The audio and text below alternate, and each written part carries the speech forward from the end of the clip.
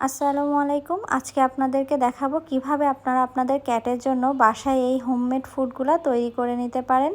আসলে ওদের জন্য এভাবে ফ্রেশ ফুড বানিয়ে দিলে ওরা অনেক মজা করে এবং তৃপ্তি করে খায়।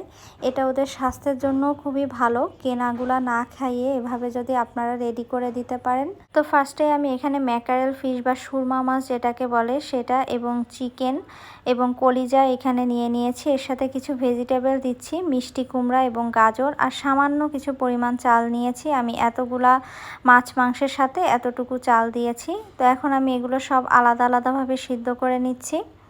মাছটা আলাদাই করবেন, কারণ যে এখানে কাঁটা থাকে, তো কাঁটা তো ওরা ওইভাবে খেতে পারে না। তো আলাদাভাবে আমি মাংসের কাঁটা, মাংসের হাড্ডি সব কিছু আমি ছাড়িয়ে নিব। এই যে এইভাবে আমি সব কিছু ছাড়িয়ে নিয়েছি। এখন সব কিছু আমি একসাথে দিয়ে ব্লেন্ড করে নিব।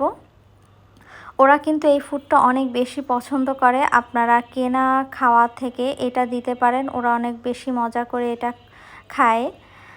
তো আমি এভাবেই সব কিছু নিয়ে ব্লেন্ড করে নিব একসাথে। তো এখানে ওর অলমোস্ট 15 দিনের খাবার আছে, আমি এভাবে দিয়ে দেই।